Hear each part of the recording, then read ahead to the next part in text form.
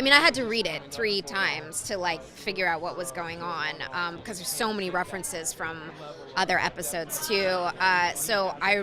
There was a lot of reading and rereading and double checking and questions for the writers and questions for Grant and questions for the director. I think it all makes sense now. There's a lot of mystery surrounding Nora and what her intentions really are, who she's working with, why she's really come back to the past to visit everyone. So I feel like this is kind of the setup for the rest of the season and dealing with that. So it'll be interesting for my character to find out and to realize why Nora's doing that and how that impacts their freshly repaired relationship. So would you say it's a big deal? It would be a big deal. I mean, I haven't seen that yet in the scripts, but I'm assuming that when that does happen, it's going to be a big deal. The teaser at the end is going to rock the season in the series, being that Eobard Thawne is not only around still, but potentially working with Nora in some capacity. We're in episode 11 of 22 now. The 100th is the 8th, and that grenade has not blown up yet. So I can only imagine it's going to be pretty ugly. One of the things about directing it, one of the lovely things is I actually do enjoy, I'd rather have more of me in it because I can yell at myself, and I can take no prisoners. Like, you're awful. What are you doing? You hacked. And having playing 4 or 5 different characters and knowing that there was going to be a few different iterations, 3 basic iterations of Reverse Flash. I mean, that's like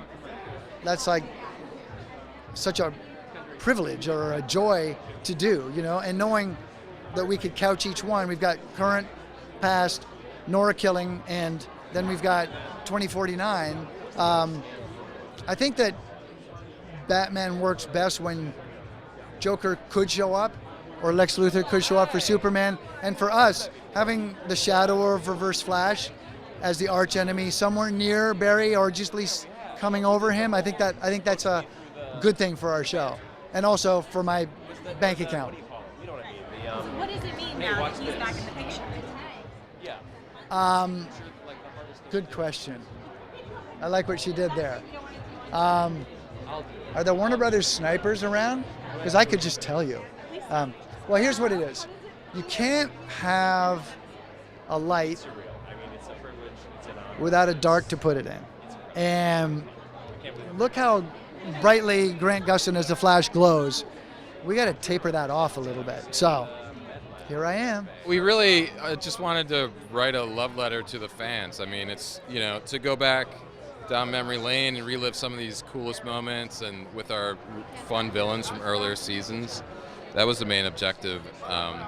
Really just, thank the fans for tuning in for 5 years and give them something cool. Thawne starts to play a bigger part in the back half of the season. And we'll explain why he's working with Nora and why she went to him and what their relationship really is. Yeah, it's a lot of fun.